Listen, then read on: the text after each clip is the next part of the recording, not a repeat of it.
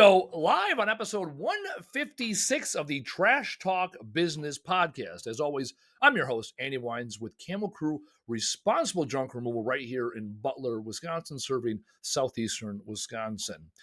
And this week, we have a very special episode. As we grow, scale, and build our business, it's all about the who, not the how. Great book by Dan Sullivan and the team. And today, we're going to talk to one of those who's that's on our team, joining us today on the episode live in the flesh from our second studio, otherwise known as the conference room, Earl Turner. Earl, welcome to the show. Afternoon. Hello, good to be here. Thanks for having me. So let's talk about this, Earl. What brings you here today? Well, today when I was offloading my truck, the boss man came by and said, "Earlier promoted," and he said, "I'm gonna be on podcast," and so here I am. See, we always start with the simple question of the why. So let's talk bigger, right? Let's dig a little deeper. Okay. The Japanese methodology why tie. So we'll do this methodology of why 5 times. So why is it you were selected to be on the podcast today? Why do you think? Okay.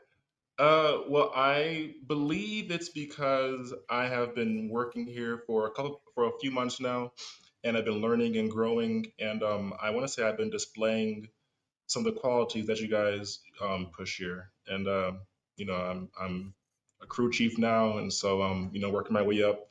Um, and so yeah, I just want to say I'm improving. I'm getting better and better. I like that. All right, I'm gonna pick up on one thing you said. Why are the qualities important here at Camo Crew?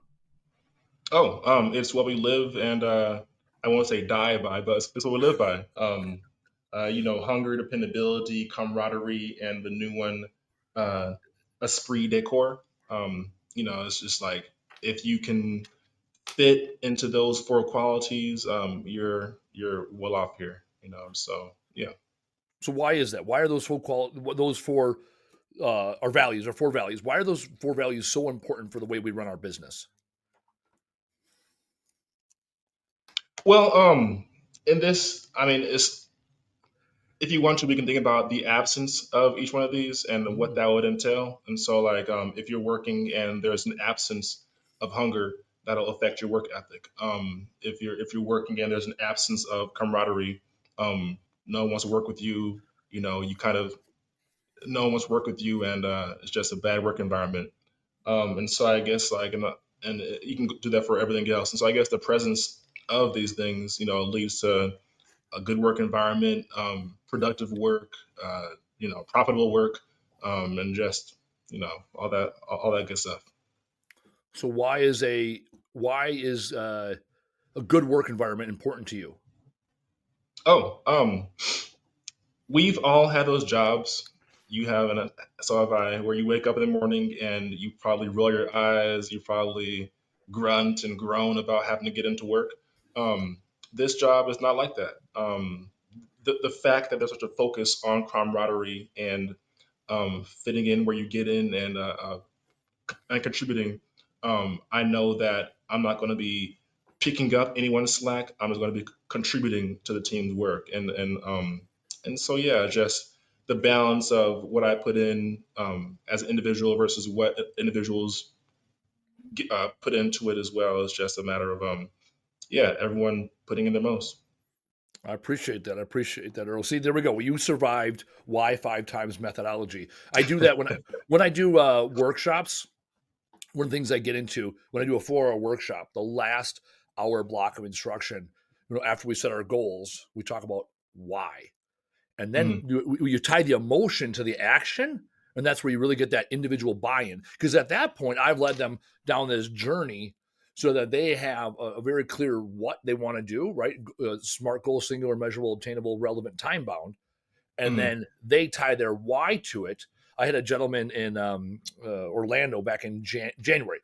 His what was to buy a house in the next 2 years, right? And I Mhm. said, okay, well, why? And he goes, well, it's me and my wife and our 3 kids, and we're in a 2-bedroom apartment. I'm like, okay, why? And he's like, well, I've had a checkered past, and now I want to be a good citizen. Okay, why? He's like, well, I grew up, in an apartment, and I hadn't had it provided to me, and I want to provide it for my kids. And I go, why? And he stopped, and he was either going to cry or ball. He was balling up his fist and about to cry all at the same time. And Mhm. then we got to the good stuff. the importance of him being a father because he had missed that time for his kids and his father had missed time for him. And then we got to the why. And then by that point, he started crying Oh, I and bet. really drove home the what. And so, why 5 times methodology can be as simple as, well, why do we do things around here? Why do we recycle? Right? Okay, Yeah, well, yeah. why? Right? And then we get down, right? Because it's all about root cause. Um, I read a meme not so long ago, and it said a conclusion is merely the time when you stop asking questions. Right? So, Yeah, and that's true, right? So it's like, well, you can yeah. why you ask, right? You can ask why once, hey, why'd you do that? And someone give you a bullshit answer, or you can do it 5 times and you can learn something about the other person, their motives, their ideas, or Mhm. even why about processes. And you'll find out, well, no, we did that for this vendor. Well, the vendor changed. Okay, well, then that process no longer best serves us. So, anyways, that's Yeah. why 5 times methodology for you and the listeners to enjoy. So let's talk I'm about gonna that. steal that from you just ahead. That's not. There's no such thing as it's. It ain't stealing. Actually, it's the book "Steal Like an Artist," a great book where he talks about a piece of literature from 2000 BC. Talk about how there's no original work and everybody steals from everybody else. And that was Oh, 4,000 yeah. years ago on a piece of stone.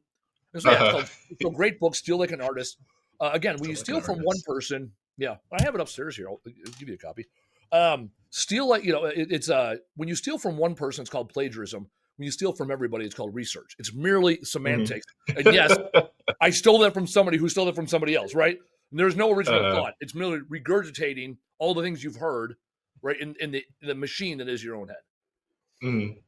All right, so let's get into it. So background, you started August-ish, September. When did you start? Yeah. Yeah, end of August, early yeah, end of That's right. summertime. Yeah, so you started in August. It's now April. Talk through those first couple months doing junk removal. What is it you knew about junk removal before getting here? What is it you learned since? Well, for one, I knew only of junk removal what I've seen on commercials with the mainstream guys. I didn't know, and maybe from that show Dirty Jobs, I think it might have had junk removal guys on that show. With Yeah, Mike was it Rowe. Tim Rowe or yeah Micro. Mike Rowe. Um, and so yeah, thank you, Micro. And so I didn't know much about the details about junk removal other than that we go into people's houses and take things that they don't see necessary anymore. What we call junk. Um, and I mean, the first day it wasn't a house; it was a office building. And so from there, I was like, "Oh, this is different than what I was going to be." And also, I think that was a day that we started getting metal and scrap from the office building, and so it wasn't. And so that was like my introduction to junk removal, where it wasn't simply removing the junk and taking to a junkyard somewhere, but it was actually removing it and figuring out what's the best place to put it, being it Mm. recycle, uh, donation, and so on and so forth. And so that was the what was the second question or third question? It Well, was like three questions, right? so I wanted to hear kind of your first day experience, and what are some Okay, of the okay. things? What are some of the things? So you kind of highlight that, right? It was like you had this idea of what it would be based off of TV and commercials, and then day one, it's Mhm. like, oh wait, we're separating this stuff, we're sorting it. Yep, yep, It's not yep, all going to the same exactly. location. And now, Yeah. so were some of the things. So that was back in August. What else have you learned about the industry? What have you learned about yourself, this company? Share with us to give us an idea of from day one employee to in 8 9 months later and a leader within our organization. How has that shifted and changed? Okay, so there's a lot. Um, I will say this is the first job that I've had to be somewhere by 7 a.m. And so, honestly, that really pushed me in my discipline Mm, area when it comes to getting my butt up. What does it say? They would say, "Wake up! When you wake up, get up." yeah. I'm Oh not a yeah. big that's not a big habit of mine, but with this job, I was kind of forced into doing that. Was it time, place, uniform? Just a matter of uh, coming in ready, coming in with just like an attitude of I'm gonna get stuff done. Um, Also, just the idea that you guys gave me a chance to become a crew chief here. Um, I'm sorry, what was the question again? Just like what I learned about myself. Yeah. What'd you learn about yourself? Yeah. This I want to the arc of change. One of the things I see on this show. I'm here. I started back in 2009, and who I am in 2025 is completely different. The industry is very different. Hmm. And so I want to know from you, like, so, time, place, uniform, that's one of our fundamentals. And for some Yep. people, where Yep. 7 a.m., right? And I love what you just said. I've heard it before, and I love the way you said, right? Get up when you wake up, because you can wake up and drag ass, or you Yep. can get up when you wake up and get up and tackle the day, right? It's the buffalo versus the buffalo versus the cattle method or mindset. You be the Mm, bison, right? We talk about that. It's another one of our um, fundamentals here at Camo Crew is be the bison, right? The storm's mm, coming, right? The alarm's coming. The 7 a.m.'s coming. You got two choices. You either run away from it and the storm catches you when you're already weak and beaten and battered, or or run into it. right? In Yep. the Yep. more Judeo or more Christian mindset, it's bear your cross. More Christian, I guess. Right? What Mm, the cross you bear? You either choose the cross or the cross gets bestowed upon you. mm, Right? Everything in life is a choice. It's like, do you want to diet and exercise now and be healthy later, or do you want to have a shitty life and pay high medical costs later? Like that's mm, it's a very simple choice. Buy good food and gym, or pay for drugs and surgeries and whatever else on the back end. mm. So yeah, kind of building off of that. I mean, like I said, the first job that I've had where I had to get up early, but also the first job I've ever had where I've ended past like 5 or 6 p.m. and I don't know, just like a matter of this job has really shown me, I guess, that I can that I it's gonna sound silly, but that I can stick with it. You Yeah. know that when I want to quit, if I push past that and continue, uh, I can get stuff done. I don't know how to really Well, put it that way. How to really put it. So what? you're breaking ceilings, right? You have this Yeah, artificial yeah. ceiling. I am only capable of this. It's like, right, and I say Mm, you can either break a ceiling with your fist on your way up, or you can break it with your face. That's a choice, mm, right? mm, And sometimes you break it with your face, right? mm, And that's that reality slapping you in the face kind of mentality, or whether you think you can or you think you can't, you're right. And mm, even with you, we push you to be a crew chief when you weren't necessarily ready or understood the whole job, right? We talk about get it, want it, capacity, right? It was a need mm, of the organization. You were the next man up. We started giving you the chances. There's other people we've given the opportunity to be crew chief, and they got a couple, gave them a couple responsibilities and they failed. And with you, we gave you a couple responsibilities and you passed and you passed and you passed and you passed. Like you slowly worked your way to that position, and then all of a sudden you realize one day, like, wow, I really am doing the job. mm. Um, what did that feel like when you got to that realization? Like, wait, I've slowly broken through these ceilings. What was that feeling like? Well, that's a great question. For me, the biggest ceiling I had to get through was getting here on time. Mhm. Um, and I remember Andrew, one of the other managers here, had told me I had to be on time. I think it was 30 days, 30 Yep. days, and for me, for me that was not easy. Like I said, just to get up six Yeah. weeks in a row and to myself, don't just lay here. Get up, get ready to go, get your son ready to go. Get to work on time. 6 weeks in a row. Um, that was a challenge for me. But you know what though? I want to say like around week 4 or week 3. I'll say week 3. Um, I kind of forgot about it and just started doing it. And like I want to say week 7 or 8, I was told like, "Hey Earl, you've been on time. Out of 40 days, you've missed one day on time." And I'm like, "What?" I, I kind of just forgot about it because I don't know. You guys got me out here making certain lifestyle changes and make them into more habits. And so yeah, that's just when it came to getting on time. Now, when it comes to my leadership, though, I don't know if you want to if you want to get there, if you want to go into that, but I mean, with this job, I went from the person who is waiting to be told what to do to the person who is now uh, delegating folk what to do. Kind of like pushing other people to work harder, work faster, work smarter. And so, yeah, it's just I've just to go from someone who was late all the time, waiting to be told what to do, to being someone who's on time and calling the shots. I don't know what more to say. I don't know. What It's a great couple transformation. couple things you hit it now, which is really interesting. habit forming, 21 days. When you do something 21 days in a row, it becomes a habit and you no longer think about it. You Mm, said that. You was like, after like week 3 or 4, I forgot about it because it's the new habit. So 21 days is what it takes. And for every day you mm, miss, it takes 2 days to get back. Right. So if you're on a 21-day journey and you miss it one day, it takes 2 more days and then you can restart. You can start counting again. If you I miss didn't know two that. days, yeah, if you takes this is the hillbilly math. If you miss it 2 days in a row, it takes 5 days. And when you miss it Mm, 3 days in a row, you restart the clock. Because mm, once you've not done something 3 days in a row, that's it. You've already moved on. wow. So there we go. Taylor likes the name of the episode, From Late to Leader. That's actually pretty good. That's a pretty good episode title. And it's also proof of concept, right? There's that old adage, right? Our leaders born or our leaders made. And I am strongly a believer that you have to be born first and then made later. Mm, Because when you mm, multiply anything by zero, it's still zero. When you have some, like you said, you went from waiting to be told what to do. There are some people that are 70, 80 years old still waiting to be told what to do because that's mm, it.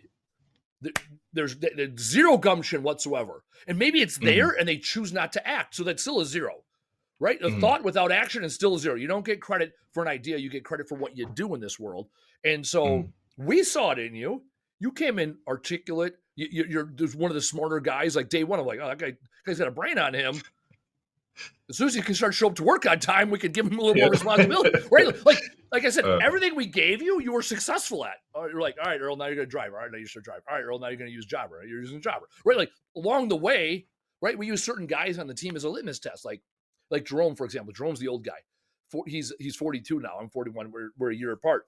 And when it comes to technology, when Jerome can figure it out, I know everybody can figure it out because he hates computers. Right. So that's our litmus yeah. test. Yeah. So that's the when Jerome figures it out, that's the whatever it is. Now, if it's technology Jerome can't figure it out, okay, then it's too great for the expectation of everybody else. And so far, Jerome Mm, figured out the technology. It's funny though; he's that old guy that's like, one finger at a time, and he also hates yeah. it. If it was up to Jerome, he would never use a cell phone in his life. He doesn't. He doesn't. That's not his I jam, right? believe it. I believe And, it. and then even with Write everything you, down. we had Regis. Regis was on the podcast a couple weeks ago. We had you, Regis, and JT, and we all were slowly feeding you guys little things like, all right, who can run the truck? Who can run a big job? Who can, estimate jobs? Who can estimate times? And some people are, more successful naturally normally here, and some people are more naturally, not, successful there. Like you're a relatively soft spoken person. So it's like, can you delegate and tell people what to do? And you said it very emphatically, like, yeah, I do it all the time. That's what I do now. And that was Mhm. something where it was a muscle you had, and I'll ask you, did you know you had that muscle? You know what? So I had worked with kids in a life in my past, Yep. and when it comes to working with kids, I can easily be like, hey, do this, do that, go do this and that. But when it came to working with people my age, men my age, Mm. grown A word men my age, um, I will say I came into it a little more meek, a little more, even in my beginning days of crew chiefing, I would more ask people to do things rather than just tell them what to do, or I would suggest it even. And I'm like, and Mm. like looking back, I'm like, that's so no, weak, like it doesn't get anything done. It's like because then your guys will listen to you and be like, well, he asked me, I can say no, or like, it's just not a strong leader at the helm, and so it's just a matter of yeah, I kind of have been learning my place, my authority, learning my voice, if you will, and I am maybe one of the more gentle leaders, but I'm not a weak leader. If that makes any sense. Mm. And so and I'm getting stronger, and I'm getting stronger as well over time. So And that's the other thing. I embrace people. We're leaning on people's strengths, right? You are the strong, silent type. You're also one of those guys that's great one on one, and when put in front of mm, an audience, right? That's not necessarily where you'll shine and naturally go. You can get there. It's not yours mm, thing. Or you even said from the top of mm, the podcast, I came out and was like, "Hey, you're doing the podcast." I was like, "You're promoted. You're doing the podcast day." It instantly, you're like, "Michael talks more than me. He'd be a great guest." I was like, "Michael's been here 2 months." Right? Like yeah, it's an earned opportunity to be on the podcast. Michael, he hasn't earned it yet. Maybe a couple weeks he will. mm, Although I will mm, say we had a couple weeks ago we did a employee outing. We did a flag football game. My knee still hurts yeah, from that. And there was 2 or 3 times I was the all-time quarterback on the account of being the old guy and keeping things level and fair. And uh, Michael bailed me out a few times. A couple balls out okay, there Michael came down with that was more of a receiver a caught the little, ball versus quarterback threw the ball in the right spot. yeah, a And little yes, luck there. yeah, I trusted my receiver to make the catch. Anyhow, I got you. so yeah, that's those are things we do here at Camo Crew to see other sides of people. And even Michael, let's take that. So how do you, right? You're soft spoken, newer crew chief. You get someone like Michael, brand new employee, kind of outspoken. How were you able to navigate those waters? Because like today, very I can tell you guys were just banging out, taking care of business together, right? What are some of the Mhm. things that you had to overcome or got to overcome, muscles you got to exercise to be able to navigate those waters? Great question. And I can kind of use my experience with kids Mm-hmm. in this answer here. Whereas, like, when it comes to working with kids, let's say a kid is very active, you can't have them sit down somewhere as a solution. You got to put them somewhere where they can be active, Mm-hmm. and it be productive as well. With Mike, he's high energy. He is very talkative, but that's not a negative thing. I try to figure out how I can make these things into assets. And so when it comes to that energy, Mike is the guy, and I'm sure that every other guy can tell you too. You put him in the front, you use him as your spearhead, and he will literally uh, get like just get stuff done when it Yep. comes to being in the front lines. And on the other side of that as well, if he's in the front, he can't be talking to the guys behind him too much, and so it's kind of like kind of shuts him up a little bit. But but There's then when it comes to that's the talking, truth. but when it comes to talking though as well though, like I said, that can be an asset. Yeah. We are a customer service. We provide that to our customers, and so with him, uh, I mean, when the job is done, customers like to talk sometimes, and so I was like, give them to the customer, let them talk it out, and it'll make things a lot better. And so it's just figuring out how to take whatever a guy brings to the table, good or bad, good Mhm. or bad, I'll say, and make it into something that you can work with and something like an asset, um, as rather than a deficit. Excuse me. So one of my early mentors, this was probably 7, 8 years ago, Ray Gagnon from up there, upstate New York, near what was he near Syracuse? I'm failing to recall the exact place he was. Albany, Syracuse, up in that area. Anyways, he had told me there's no such thing as good news or bad news, only new information and what you do with it. And Mm, that's the same thing with people. There's no such thing as good people or bad people, only new people and what you do with them.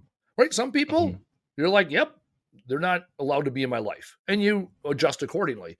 And other people, mhm, so example for Mike, you're like, hey, it's not good or bad he talks. It's like, all right, Mike talks. All right. Mike's high energy. All right. So what I love about what you said there too, from a very practical standpoint, when we do multi-trailer jobs, we talk multi-trailer, anything, 4, 5, we'll say 5, north of 5 trailers. We're going to send multiple mhm. crews there, get it done in a day. Typically, we can do up to about 12 trailers a day on our crews. Well-oiled machine. That's typical. About 8 from a big job, but we do 12 trailers in total throughout the day. That's where our capacity is right now. Mhm. You get someone like Mike on a job, an 8 trailer job for the day, on that one job. You put him out front. You have him as a Yep. main guy, either sorting or dragging buckets, because he'll make he'll make everybody that much faster because he's going to Exactly. pound. Right, you put him at the end where he's sitting in the truck, he's going to be sitting there bebopping the whole time waiting for volume to come. And it's no different Exactly. when we done 2 electronic collections event this year. I was at both of them. Mike was at both of them, and at both of them, Mike is the one unloading material from the cars and the trucks as they pulled up. I'm on the table sorting because that's what I'm pretty good at, and also I can step away from it, and because I'm chipping in, I'm not an active member of the team per se. And then we put Mhm. Napoleon on the box truck. Napoleon, slow and steady, right? You're Yep. like Napoleon works at one speed and he works at that speed all day, and it's Yep. steady. Like everyone loves working with Napoleon because he does not talk and he's steady. So you know what? You put Mhm. Mike, highest energy, most talkative guy in the front, Napoleon on the end, and everybody else is processing and sorting in between. Machine runs great. You flip flop Mhm. that. You have Napoleon running between cars and Mike up in the box truck bebopping. The whole system would go to shit Being a little because antsy. they would get right. He gets antsy, myself included. You put me in the truck. I'll just start. What the hell? Let's go. I'm waiting on you. Let's go. Let's go. Let's go. Let's go. Let's Mhm, go. You put me up front. I'm gonna hunt material out to the truck. It's a game to me. I want to see how mhm, far I can stack it up on you before you catch up with me. Right? Like that's mhm, interesting to me because I love to set the tone. I want to set the tone. I want to make sure we get this job done. I remember there was like 2 years ago we had this job, like 7 trailer job. It wasn't too far from here. It was in Brookfield, maybe a mile and a half. 7 trailer job. I get there, 8 a.m. We got like 5 guys on the crew. So our math is always 1 trailer per guy for a large job, and the math changes mhm. depending on number of factors. Anyways, we had like 5 guys there, and so Excuse me. Tommy, who was the team lead, was like, "Man, we're not going to get it done." I go, "Okay, I'm going to show up I'll be there for the first hour and a half." I had somewhere to be at 10 a.m. So I was like, "I'm going to go from 8 to 9:30. I'm going to go hard in paint." Right? We cleared out the entire first floor, 3 trailers in the first hour and a half. I'm like, okay, now you got a Wow. fighting chance. And he goes, you don't expect us to work this fast the rest of the time? I'm like, no. We did the first floor where it was, big furniture, get the kitchen done, get the garage done, right? And then there was 4 trailers in the basement. Like I Mhm. recognize that those 4 trailers in the basement are going significantly slower. The Oh key yeah. though is get on it while you can. Because when you start slow, you ain't getting any faster, Yeah. right? You Yeah. gotta attack it. Like for me, for example, our dump trucks are trailer and a half capacity, 24 cubic yards. Our trailers are 16 cubic yards. That's how we do pricing. I tell my guys, right, on the big jobs, I want that first truck leaving at 9 a.m. Whatever the size job is, pound it, Mhm, fill it, right? Get that truck down and on the way to the transfer station as soon as possible. Right. That's assuming that we're also, or not assuming, that's also by sorting and diverting material from the landfill and putting it in our box trucks the whole time. Because at least then it's mhm, like, okay, as soon as we get that truck heading to the transfer station, we take a 10 minute break. Everyone takes a 10-minute break, 15-minute break. Then we get right mhm, back on it. And normally if you have 2 trucks, you back the other truck in, start pounding that truck. And then by the time the first one comes back, it's only a matter of time before you swap them again. Right. And that's how you keep mhm, the system going by putting the right people in the right seats. So when you're out there in the field, you've seen this happen, right? What are some of the mhm. other best practices as a crew chief that you've seen that you guys have adapted so that we're able to get as much capacity and work done while sorting along the way? Um, well, like I said, it is starts off with putting guys in the right places. But also it's a matter of making sure we're on the same page. Like making sure that first off that if there is anybody who is having a hard time sorting things properly, that we address it immediately before it becomes a problem later on in the day.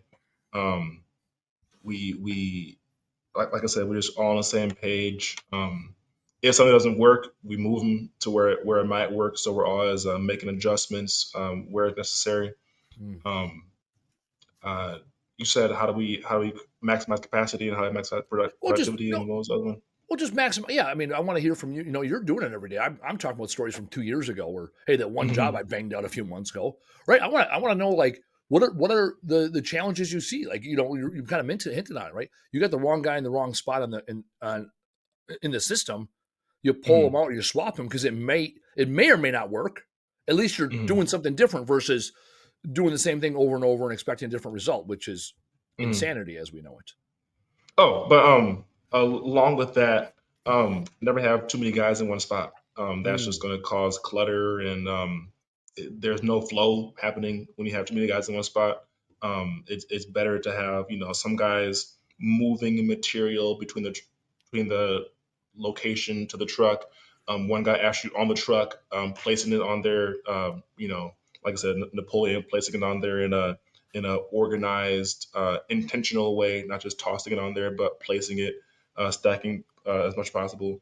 Having somebody, like I said, spearheading things, kind of like grabbing the undesired items, the junk from where it is, and kind of like started getting it moving. And so, yeah, on larger jobs, I think it's kind of like those three main things. The guy who's at the forefront, the gentlemen who are kind of like the in between guys, and then the guys who are placing things where they need to be.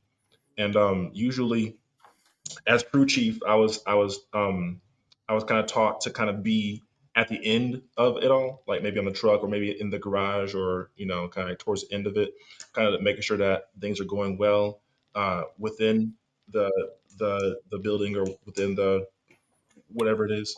But sometimes you got to get in there as well. If it's going too slow, you got to get in there yourself. And so, um, yeah, just like I said, those having those 3 points, and as crew chief, kind of like being willing to kind of make adjustments, go to whichever point needs help, and kind of like filling in where they're weak, and things of that nature.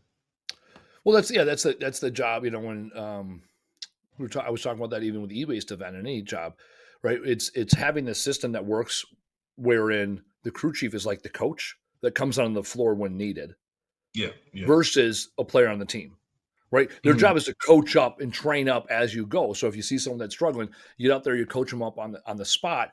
Versus, well, I'm also on the team, because if you're the when you're in charge and you're the first guy packing boxes, you got no idea what's going on the other end.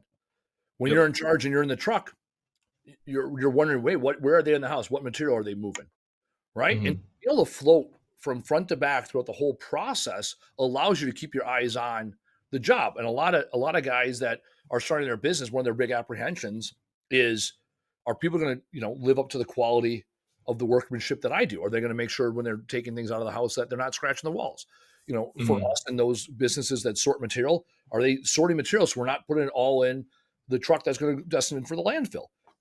And the way Hmm. you embrace that is by still overseeing the whole process and not getting yourself caught up in one spot for too long, right? If Hmm. if if the guys that are humping material are getting slowed down, right? They're not moving as much material. Well, get on the front end and start sorting. So there's plenty of stuff sorted to go. And Hmm. even at the beginning, right? The first thing I do when I go to a house is I always want to attack the kitchen first, because it has the most smalls. So what I do is, Hmm. as the front first guy, I'll go do all the smalls, and I'll tell two other guys, get all the furniture out of the living room in the front room, so we got a place of egress and also a place to potentially stage material as it's coming in and out of the house, and that allows Hmm. me time to start cleaning out the kitchen. So they're not waiting for they're not waiting for sorted material. And then also I'm constantly yelling for buckets, because I'm going to fill the buckets faster than you can bring them to me. So Hmm. I need buckets. I need buckets. When I'm standing here with no buckets, that means someone's not doing their job, you know? Hmm. And setting that pace and setting that tone, and then as the leader, be able to ascertain where's the clog here. And instead of letting things clog up, jump in, fix it, get the system back and working. Same reason why I advocate for everyone taking the break at the same time. Some people are like, Hmm. oh, you take a 10, and when you're done, you take a 10, and when you're done, you take a 10. It's like, well, hold on. Either way, yeah, six guys. It's collectively 60 minutes, no matter how you slice it. So let's do it all at once. Let's all take a 10 all at once. Let the system rest, and then get back to it. Get Hmm. everyone's, and that way everyone's energy level is at the exact same level. And I worked at UPS years ago, and that's what they had. We had an 11-minute break. I think the first 7 minutes was break, and the last 4 minutes was a meeting. It was an 11-minute break, or 13. It was an oddball number. It was an 11-minute break on a 4-hour shift. So it's like you'd work for 2 hours, 11-minute break, and then you'd work for another hour and a half to 2 hours. Because your shift is between 3.5 and 5 hours. And that break, Hmm. everyone was breaking at the same time. Like the entire facility shut down. They turned all the belts off, all the lines. So the entire company, 400 some sorters, all stopped at the same time. It's like, well, Hmm. they now the constraint you have sometimes is bathrooms and smoking area and all that other stuff. And yet Hmm. big companies do it. So implementing that even with small companies and smaller teams is still a best practice. Yeah, yeah. And if I can interrupt you there a little bit, you just reminded me about I had an example. I had a experience where I had a group of 6 guys, me included, and I had this notion that, all right, we got this big job. I think it was like 6 trailers or something like that. We could split up into teams of 3. I Mhm. thought, and in doing so, we can cut it in half. Your team will focus on this part, will focus on that part, but like I said, we started in a basement, and it did not work out well at all. Having those 2 different teams, like the stairs became a bottleneck Yep. point, and there was no, we kept on bumping heads, and oh, excuse me, get that way. And so that's when I was like, okay, this multiple team stuff, we can all be one team here working Yep. on the same goal, getting the basement done, and we can get this flow going. Whereas, like I said, we got 2 guys down here getting things sorted, 2 guys bringing things upstairs, 2 guys upstairs putting it on a truck, and Yep. that minor adjustment made things go so much easier. Well, that's where I appreciate about you guys in the field. I'll get to job sites sometimes, and I'm like, why are you guys doing things the difficult way? This is driving me nuts. Y'all are working twice as hard to get half as much done. I see it in the Mm-hmm. warehouse too sometimes. And I'm glad you're picking up on it. I'm glad you're experimenting to prove that the theories work, right? Mm-hmm. And maybe there's a better way of doing it. I'm open to a better Mm-hmm. way of doing it. I've worked hard before, and I'm no longer interested in working hard. I'm more interested in working smart. And Oh then yeah. also with those other five guys, now you can clearly articulate, like, hey guys, we did it one way. How'd it work out? Not great. Okay, cool. Let's not do that ever again, right? And stick with Yeah. those simple practices. You know, Uh-huh. two teams of three are going to run into each other. Mm-hmm. Well, you got two guys sorting, two guys, dragging or humping buckets, and two guys that are putting it on clearing it out of the staged area or putting it on the trucks. Like, good. Now we're Mm-hmm. getting somewhere. Um, Mm-hmm. and it's good. It was good that you took a chance. It's good it did not work out the way you anticipated, and it's great that you made an adjustment Mm-hmm. because now it's no Yeah, longer real about quick. yeah, exactly. So it's no longer about what Andy thinks is best or the Camo Crew way. It's like we give you guys the autonomy in the field. We taught you the best way. You did a different way, and then realized the best way was actually the best way. The Mm-hmm. best practice. And there's other things where you're like, actually, I found out a better way of doing this process. All right, well, let's update the process. Our Mm-hmm. warehouse, we're consistently changing the warehouse based on what's the best need and how the vendors are, what vendor, as we change out vendors and swap out vendors, like, hey, what is a better way of doing this same process? Because, as we get into summer here, our warehouse, I counted yesterday, we could fit 58 Gaylords single stacked in our warehouse in the outbound room. And yet we didn't utilize the warehouse to its full potential this last e-waste run. So it's like, okay, why not? And so we made a few Mm-hmm. adjustments in the warehouse because we can fit 58, which is a lot of Gaylords because that allows us more Yeah. than two semis of material, Mm-hmm. which is we ship out on either 24-foot trucks or 48-foot or 53-foot van trailers. Mm-hmm. Yeah, and are you taking your sip there? That is one thing about you guys and Camo Crew that I think is so awesome, if I can just say so, is that there's a constant reflection, there's constant improvement, there's constant adjustment. Um, I mean, there's been changes even since I've gotten here, just in the way things have been operated, and there have been changes for the better, Yeah. if I say so myself. And so, just I think that's so awesome yeah, that there's such a focus on improvement. There's such a focus on, all right, we got this done. What worked? Oh, Okay. sorry, All what right. happened to me? We But both yeah, are. just there's a Japanese concept of kamsai, which is just constant improvement, and I think that you guys exemplify that idea of just constant improvement. Was that the Toyota methodology or Kansai? That's or Sigma, Six Sigma. How do you spell that? I think it's kamsai, kamsai. It's just like the idea of constantly improving, where Yeah, Kansai. you can't be. Konsi appears to be a Okay, reference thank for you, the thank you. continuous implementation methodology, a framework by continuous. Oh, this is keys preparation sale. Never mind. This is not it. This is some I software. want to say KAMSAI. KAMSAI.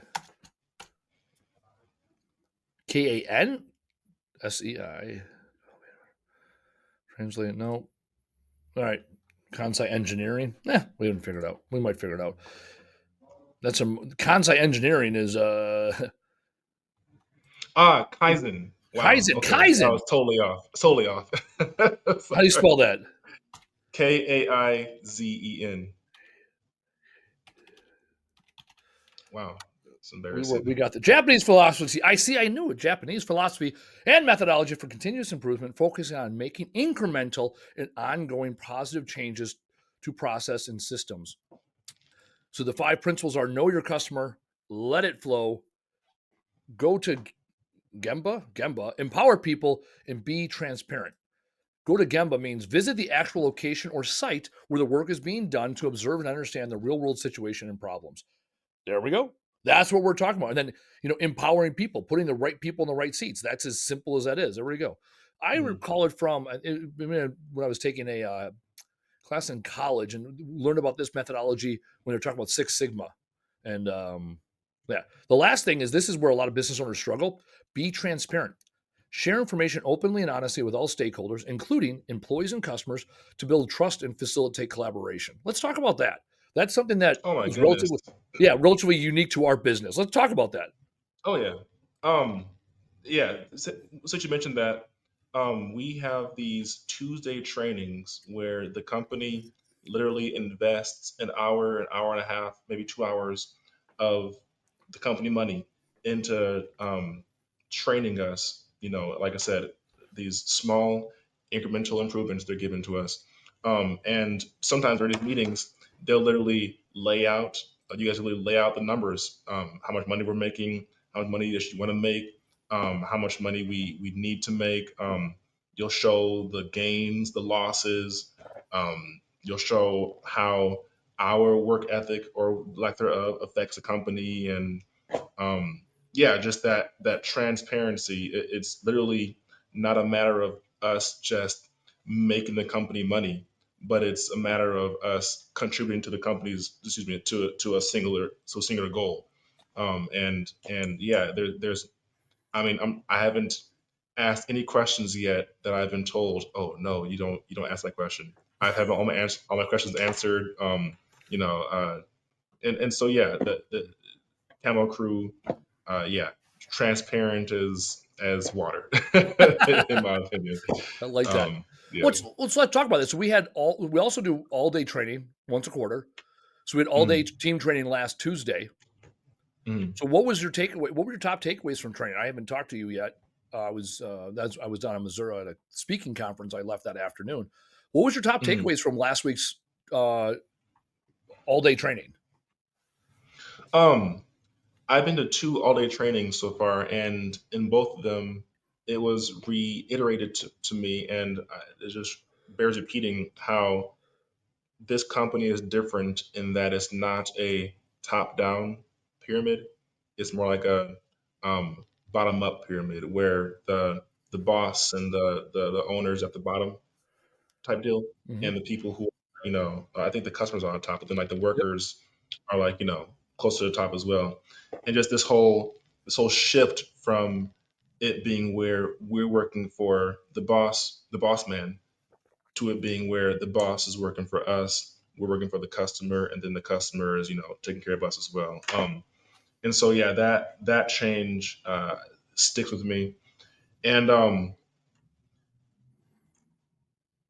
trying to think too. About what the training was about. It was a lot of safety involved, a lot of safety reminders involved, and with that, it's just, I don't know, the company cares about us. It's not a matter of us just, being numbers, if you will. We're actually seen as individuals who, have bodily autonomy, and we're significant. And it's not a matter of, if you get hurt, oh, too bad, you're out of here. It's a matter of, we'll train you in a way that you don't cause damage to people's stuff. You don't cause damage to yourself even. One training we had where we had a guy come through, teaching us how to lift properly, and it's just so yeah, yeah, I don't know. It's just really what I get from it. The main thing is the fact that this company invests in the employees as opposed to, expects the employees to come in and work and that's it. Like a lot of other companies, I'm sure do. So one thing you hinted on there is that the methodology we talk about all the time, right? It's the owners take care of the leadership team takes care of the guys take care of the customers take care of the business, right? Mhm. That is our methodology. So we talk about that and we say that. How do you see that show up when it comes to everyday life here at Camo Crew? Mm. Well, as far as I know, the leadership's goal, at least the guys that I work with, leaderships that I work with, their goal is to make sure that there are hours for us. It's not a matter of us making sure the company's making money. It's more so they're making sure that we have work to do. If Mhm. that makes sense. And so, I mean, from there, the onus isn't on us anymore. It's on the management guys. The management team. Um, on the other hand, though, when it comes to us taking care of the customer and the customer taking care of the whole business, that's where the whole customer service comes in. Whereas, like, we're not working to make the bosses happy. We're working to make the customer happy. And when the customer's happy, like you said, they'll take care of the company. They'll take care of us as individuals. Give us Yeah. a little tip. Recommendations, something like that. Um, and yeah, I mean, I personally haven't had any kind of, and this is not a bad thing. I haven't had any kind of direct, like, Earl, you're making me, Earl. I'm trying to think. Where, like, when it comes to talking to you as the boss, it's never been a matter of trying to appease you. It's a Hmm. matter of making sure that I'm being excellent with my team and with the customers, and in doing so, I'll get promoted and grow and all that good stuff. Yeah, that's there's a lot of organizations that are owner centric or even egotistical Hmm. centric. Hmm.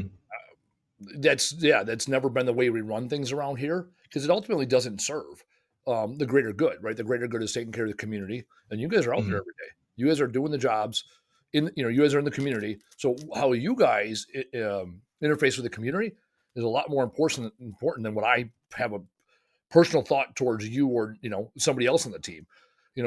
When I read the reviews, it's you guys that are mentioned. It's you guys are in the pictures, right? You guys are the ones that are making your hero. They're making your customers the heroes. It's everybody at every level is you're I look at where it's my job is to make heroes out of everybody. Right. I want the Hmm. leadership team to look really good to the guys. I want the guys to look really good to the customers. I want the customers to get really good to whomever they're serving. Right. In a case where mom and dad are getting new furniture, right?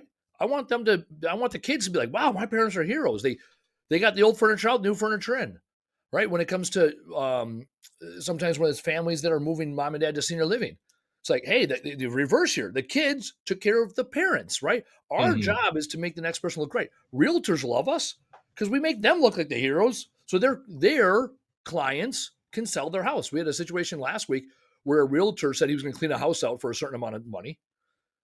He got over his head. He called us. We got there and we're like, it's twice as much as you said it was going to be, which means it's twice as much money. And he's like, I don't, it's got to get done. It's got to get done because I told my customers it was going to get done. So now we Hmm. low key made him look like the hero, right? And didn't Paul's point. We weren't like, well, we're only going to do half the job because you're only paying us half. We're like, hey, man, you make the call. And we ultimately made him look like the hero. And so that's the goal. Hmm. Our job as a leadership team is to set you guys up for success. And that Hmm. comes down to having the right amount of work. It's well routed. It's the right types of customers. It's the right type of material.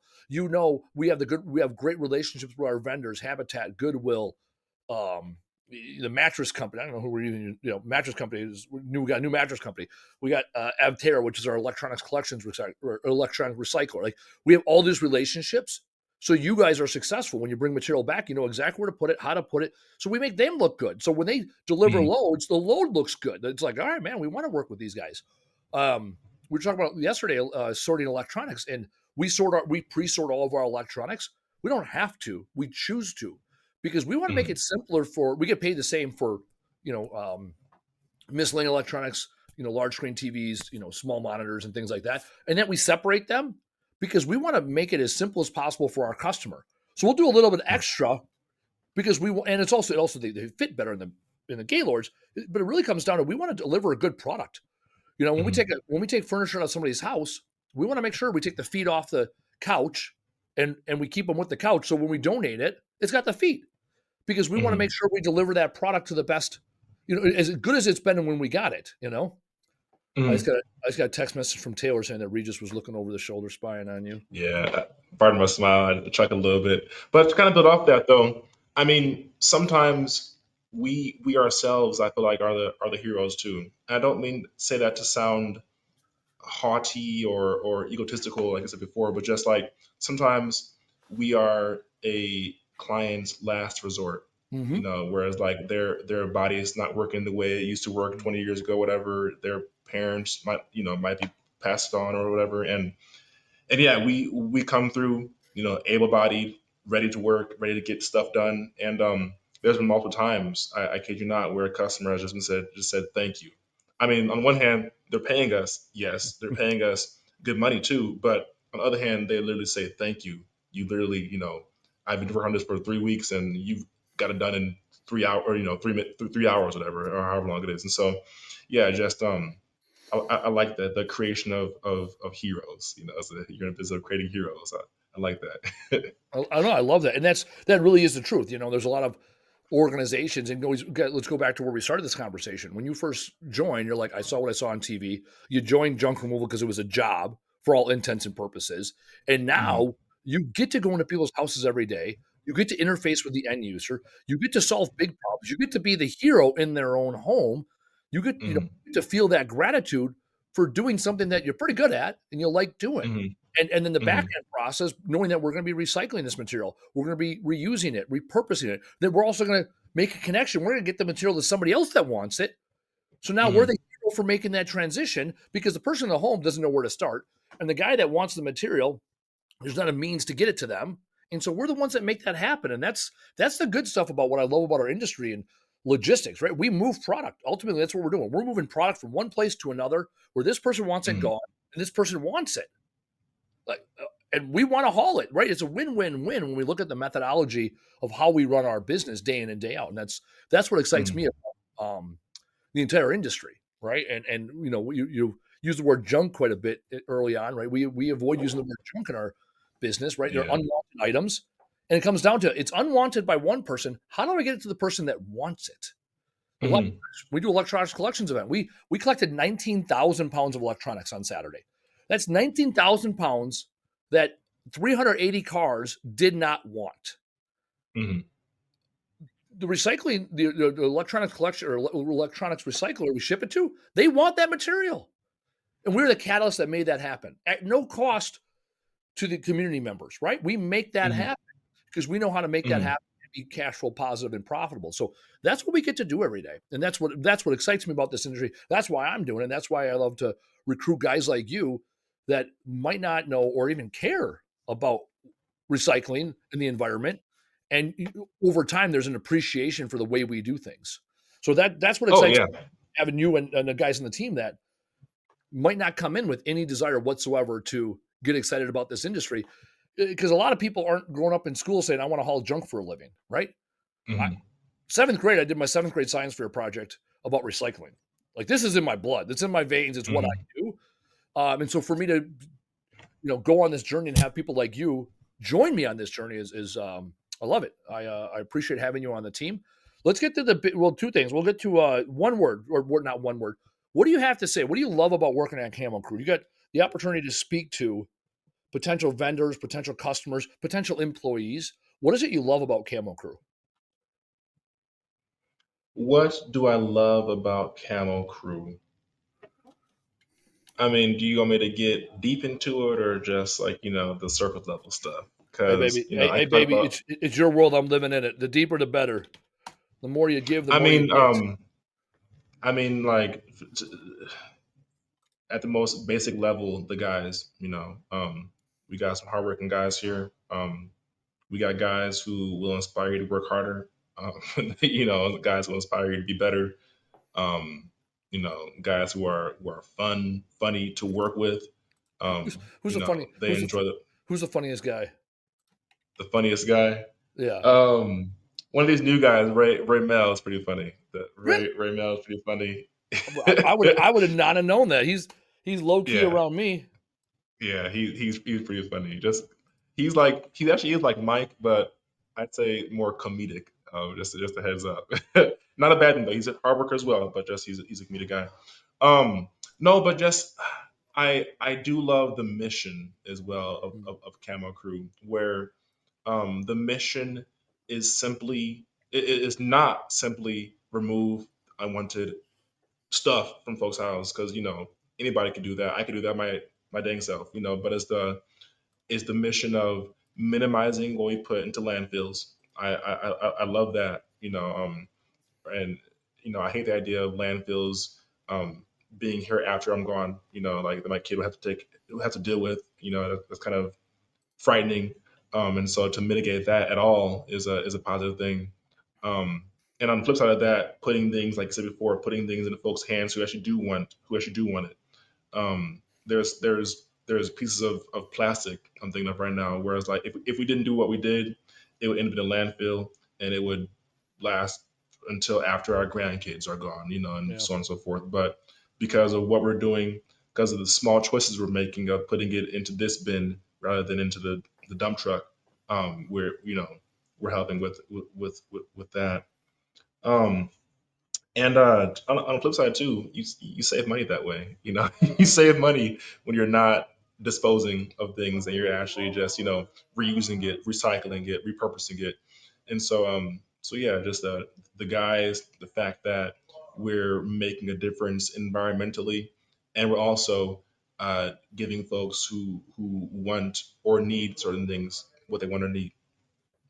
Yeah, no, I love that. And one of the things, as you're talking, as you're talking about the want versus need, right? We get to do that every day. We get to Mm, make those choices. So we get to see the fruits of our labor, right? mm, Like good or bad, we get to see what that looks like, and it really comes back to that philosophy of what we do here by making the people, the places, and the products we interact with. We maximize the value by all the simple choices you make. Like you said, over time you've developed new habits based on some of our fundamentals here, right? Which is going to make you mm, more individually responsible, which allows you to live a better life, right? Because you're more conscious about all the incremental changes you make. Going back to the Kaizen theory, right? We're not going to eat an elephant all in one bite. It's one bite at a time, incremental improvements throughout, consistent looking at our processes and being inquisitive, wondering how we can be better, asking the why mm, 5 times methodology so that we're consistently growing as an organization. And when we grow as an organization, the individuals within the organization grow. To the point about what mm, you said about um, costing less to dispose, a lot of people say, well, it's more work when you have to sort it. So and I've done plenty of research, especially mattresses are a prime example. For what we do with mattresses, when I factor in the time it would take to take mattresses to disposal or the time it takes us to bring mattresses back here, unload them, store them, load them back onto a truck, and then pay for trucking, it ends up being almost the exact same cost, whether I take it to the landfill or I pay the guy. So I have a choice. Do I want to give my money to Waste Management, top, Fortune 100 company in the world, or do I want to employ Earl for another hour this week? It's that simple of a choice. When I get to mm, employ guys like Earl and Regis, right? It costs more money for us to unload, right? Other trunk removal companies, they go, they hit the transfer station, they dump out, they come, they park their trucks. We come back here and we unload for half hour, sometimes an hour or two, right? Depending on the day when mm, the truck is packed. I'd rather pay you guys that half hour, right? That hour a day, 4 or 5 hours a week, $20 an hour. That's another $100 in your pocket. mm, Why wouldn't I want to pay you that? It's another $5,000 in your life that you can use mm, with your family. So would I rather mm, give that $5,000 to Waste Management or would I rather give that $5,000 to Earl? It mm. really is that simple. Like Give it to me. when I talk about taking care of the community, right? Me as a business owner, I'm going to spend the money either way. My labor costs are higher than others because we pay our guys more and we give them more hours. And our disposal costs are less than others. So the cost is the same. It's a very clear choice. What do I want to do? Do I want to take Mm, care of my guys or do I want to take care of Waste Management? The dollars go out mm, either way. So when I talk about empowering our community, right? uh, I'm a capitalist through and through, right? mm, When we drive the economy, that's what takes care of communities. It's proven time and time again. To get rid of all these government programs, time and time again, money earned, not given, money earned is what stimulates communities to grow. And that's what we do here at Camo Crew, responsible junk removal right here in southeastern Wisconsin. And that's why I'm excited to be a small business owner and do what we do every single day, serving our community. And it goes from the second we leave here to the time we get back, we're out there serving our community by doing what others discard, what others no longer want to deal with. That's what we do best here at Camel Crew. So let's get to the mm. big finish. Earl, from this conversation, what's been your top takeaway? My top takeaway was actually that the five whys. Mm, I I I had used that years ago in a previous conversation with somebody, but I didn't know what I was doing. I was just kind of just like I was just kind of like just kind of being more of a bother than actually trying to dig deeper and deeper and deeper. And I'm just going to be really asking myself that more often, when it comes, or even like, just asking others that as well when it comes to getting to the deep nitty gritty of why we're doing what we're doing, or why you're doing what you're doing, why you feel the way you feel. And so yeah, just the five whys, that was my main takeaway. I don't know if does that count as a Yeah, takeaway? maybe it's Okay. your world. There's no, in life, you're an academic by trade. We've talked about this. Mhm. What's your degree in? Elementary education Yeah, so you and English. Great. You work through academia, right? And even education, English, there are clear rules and standards and rights and wrongs, right? Oh yeah, yeah. Entrepreneurship, there ain't no right answers. There's the answer, right? And so when Hmm. I ask that question, it's, hey man, what's on your mind, right? And I guess that's I'll say my top takeaway. We've had the pleasure of working together since August. Um, Hmm. we see each other almost daily, or a couple times a week. We've had some really good in depth conversations one on one, and among other people, we've spent some time together, and spending this hour together, right, in this forum brings out different sides in both of us. And so I really Hmm. appreciate you taking the opportunity today, right? It's my Kicking pleasure. My right, pleasure. right. Again, you had this limiting self belief, and again, we break through ceilings. So today, you broke through the ceiling with your fist, not your face.